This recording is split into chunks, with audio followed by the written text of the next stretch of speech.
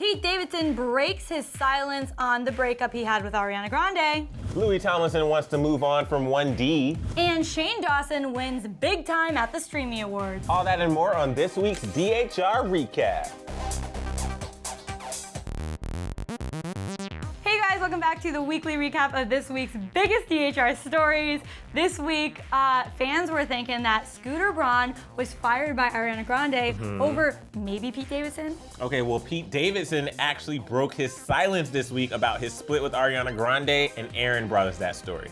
Just days after canceling his Comedy Night Live show at Temple University, Pete Davidson made his first public appearance on Saturday alongside Judd Apatow at the Judd and Pete for America benefit for Swing Left. So although he didn't mention Ari's name, Pete did address the elephant in the room, saying that he didn't want to be there. He jokingly asked the crowd, does anybody have any open rooms looking for a roommate? Both he and Ari lived in a $16 million New York City apartment together for the duration of their engagement, but Pete previously admitted that because Ari was the one who bought it, he always felt like he was just a guest staying in her house. He then continued by saying he's been covering up a bunch of tattoos recently and that he's 0 for 2 in the tattoo department, referencing the fact that before his relationship with Ari, he got his ex-girlfriend Cassie's face inked on his arm. That tattoo has since been covered. You know, honestly, I'm surprised he even opened up about this because we're not really entitled to know anything, so.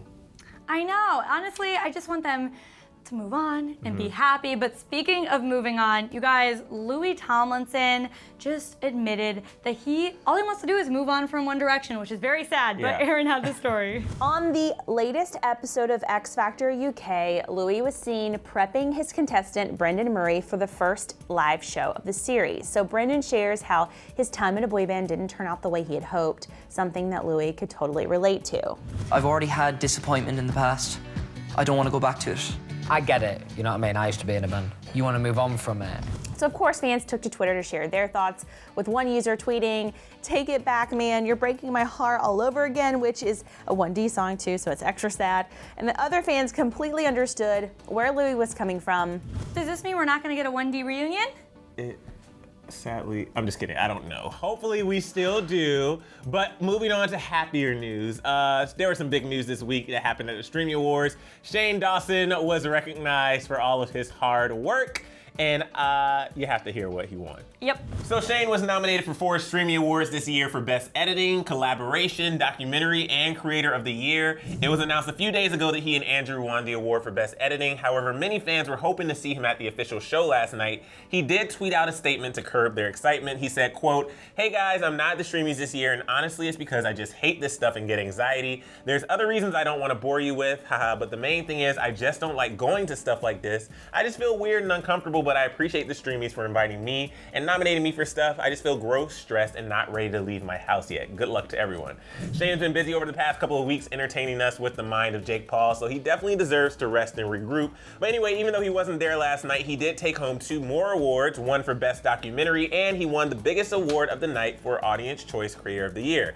Tana Mongeau was there to accept the award on his behalf, and it was a beautiful acceptance speech. I think we all can agree this is the only time I'll ever be holding a Creator of the Year award. But to be real here, you guys, I wouldn't even be doing anything if it wasn't for Shane, and I'm so sure that so many of you feel the exact same way. So here is to the most inspiring, amazing, reinventing creator on this platform. I love you, Dad. I love you, Shane. Congratulations. Oh my goodness. Shane took to his Twitter to say thank you for the wins. In response to his Best Documentary win, he tweeted, "Thanks guys, thanks to my creative partner Andrew and to Tana and Michael Weiss for letting me make the series. And for Creator of the Year, he said, thank you guys for the support this year. Don't really know how to process it, but my heart is overflowing. Also, Tana accepting this award is one of my favorite moments of my YouTube life. Thanks for the kind words. It made me cry on my rip-stained shirt." I'm so happy for him. Yeah. Also, Tana Mongeau's speech for him was so sweet. It was sweet, and I know people wish that he was there to accept it and all that stuff, but honestly, just let him live his life. He needs a break. But moving on, Kendall Jenner and Vogue were in some hot water this week based on the afro that she posed in for her Vogue cover, and You have Vogue to hear the responded. details, yeah. Sorry. So Vogue tapped Kendall to be the face of their November issue, which is celebrating the 15th anniversary of the CFDA Vogue Fashion Fund. And let's just say one look at the photos from the shoot and you'll see why Kendall is once again coming under fire. So 2 of the photos from the series were posted to Vogue's Instagram, and they showed Kendall's hair styled in an afro as well as painted on freckles. So outraged fans immediately took to the comments section to call out the look as cultural appropriation.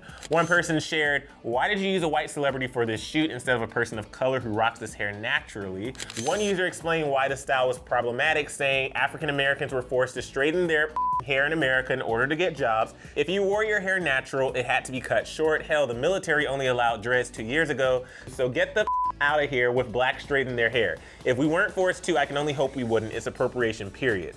Of course, there are also a number of fans who defended the look, as one person wrote, quote, "I'm black and think the outrage is ridiculous. That is not an afro, it's a curly hairstyle, which we would see on a lot more white women if everyone wasn't so obsessed with these bone straight styles. And yes, black women were pressured to straighten their hair in the past, but you should be strong and not follow what the herd is doing. Don't blame someone else for your choices." And finally, one fan summed up the arguments against Kendall, saying, "The discussion is more about the double standard that there is towards afro hair in black culture. There are negative connotations surrounding actual black people who have this hair, or other things that are part of black culture. However, conveniently, when a white person does it, it's suddenly fashionable or in vogue.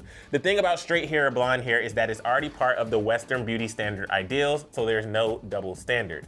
After all the backlash, Vogue released the following statement saying the image is meant to be an update of the romantic Edwardian Gibson girl hair, which suits the period of the Brock collection and also the big hair of the 60s and the early 70s, that puffed out, teased out look of those eras. We apologize if it came across differently than intended and did not mean to offend anyone by it. I mean, you would think at this point they would know that that was probably going to bring some type of controversy, but I know, it's 2018. Yeah. They definitely knew. But speaking of it being 2018, it's 2018, and all of the Fifth Harmony members are now solo stars. And you guys, Lauren Jareggi dropped her first ever solo single, and Aaron has the story.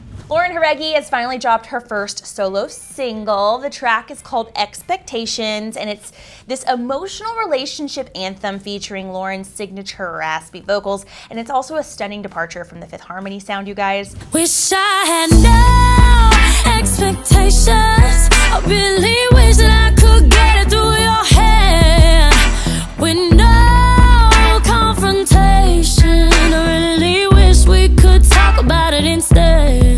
Lauren is credited as the only writer on this track, and it's an impressive feat for kind of a debut single. Expectations is so beautiful, it's sensual, it's heartbreaking, all the things, and it's also super relatable. The track is about not trying to have expectations in a relationship, but how they somehow always seem to get in the way. So of course, fans have completely lost it over this track. One fan tweeted, "My wig is in Saturn. I can't believe it's finally here." Lauren told ET that her full-length solo debut album is in the works probably next year, and in the meantime, Lauren will be performing at MTV's midterm election after party in Miami in November. I love this song so much. same. It definitely exceeded my expectations. Okay, moving on, guys. So Ariana Grande and Scooter Braun were in the headlines this week because of bad boyfriends? Yeah, Aaron brought us that story. Despite Scooter's team advising him to go public about what happened between him and Ariana Grande, Scooter told Variety that when he saw another manager speak their truth, the artist hated them forever, and he didn't want that to happen with Ariana Grande. So Scooter said, when boyfriends leave, she starts to see the light on some stuff, and said that Ariana reached out to him and that they had a very honest conversation.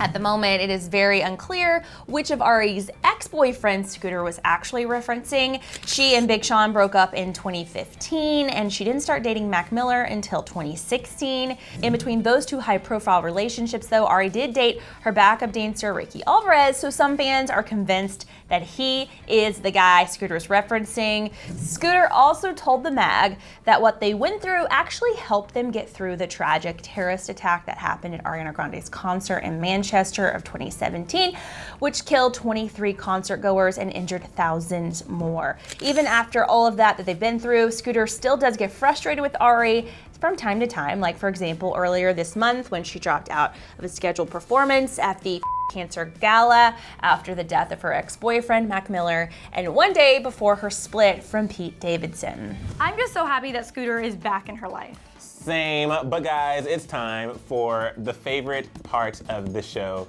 It is when we read your comments. You think we don't read them, but we do. All right, so mine comes from Mara J, who said, Lauren absolutely killed it. The song is simply beautiful. It's groovy, the lyrics and video. Love her so much. Here to support her till the end and beyond. Then she did the heart emoji and the praise hands. Honestly, did you like the voice I did for that little emoji? It's like, but honestly, the song literally is so freaking good, so I completely agree. And I always, when you listen to any type of group, you always like have your favorites, and you can usually hear, like, for example, Destiny's Child back in the day. I'm like, oh, like you're listening, you're like, Who oh. was your favorite? Well, Beyonce, but I really That like, was everyone's I really love favorite. Kelly's voice, and I really love Yeah. Michelle's voice as well. And then there were other members before that. So all I'm saying is you always know like the different styles. For sure. But with Lauren though, I knew her style and this still blew me away. Like the raspiness of her voice, I was getting vibes from different artists, yet she sounded so unique, and I just can't wait. If this is what she starts with, then I think we need to set our expectations hella high, and she's probably still gonna exceed that for when her album comes out. I totally agree. But my favorite comment came from Emily, who was talking about Pete Davidson. She said, just quit getting tattoos about the person you're dating, LOL. Oh, wow. Oh, Emily, if only Wow. people read this comment and actually took your advice, because yes, maybe we should stop getting tattoos of people we are just dating. I agree. I don't have any tattoos. I have commitment issues when it comes to like putting something permanent on my body, but Yeah. I will say they What? make tattoos that last for like 2-3 weeks. Get a henna tattoo. All right, but before we go, we want to hear from you guys. What was your favorite story of the week? Let us know down in the comments below. And if you want to follow me and Emil in the meantime, Yeah. please check me out at Renee Ariel on Instagram. And you can find me at Emil Ennis Jr. everywhere. We'll be here all the time. So please subscribe to our channel as well while you're at it. Wait, do we live here? I have to go back to our, our home. To our home? Okay. See you guys. Have a good weekend. Bye. Click right over here to see some interesting drama between Jeffree Star and Huda Beauty. You're gonna wanna click it, but after you click that, you're gonna wanna click this button right here and subscribe to us because we are giving you news all the time. I'm so confused. I never see the button when you say that. I know, I don't know where people see it, but I guess it's like somewhere there. Lost in Japan.